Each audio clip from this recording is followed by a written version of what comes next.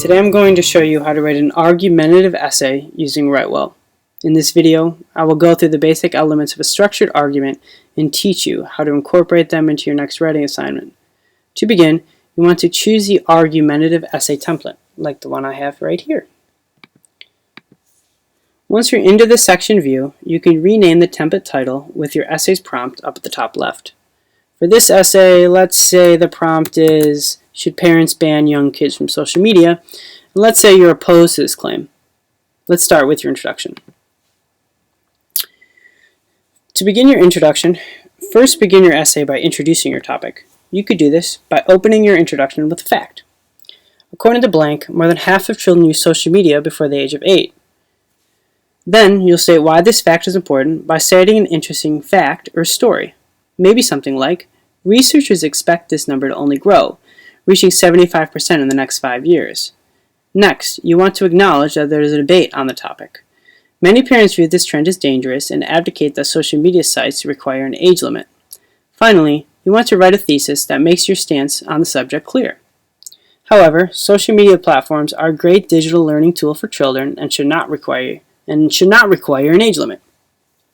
Remember, if you lose your place or train of thought, there are always suggestions that you can drag around the screen to help you stay on the right track. Your intro is done. Nice. Now it's time to take a step back, provide some background to your argument, and note why it matters. For example, kids are spending tons of time online these days. Luckily, the expanding digital landscape offers them a lot of new and exciting possibilities. Banning kids from social media will only take away these opportunities. Next, you want to outline your argument to let your audience know exactly what you'll be arguing. For example, social media provides kids the opportunity to learn outside of the classroom, be a part of a larger community, and build a personal identity. Once your introduction and background paragraphs are done, you're going to move to box 3, which is your argument 1.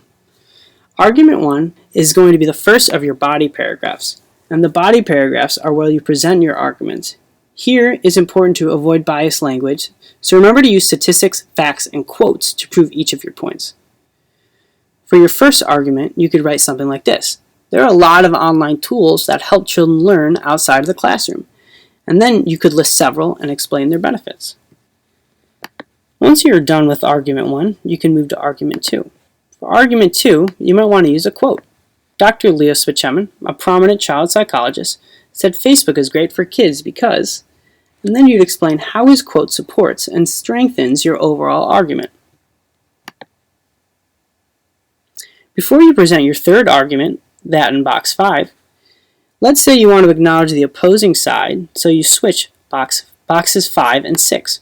This is okay, it's just a different way to structure your argumentative essay.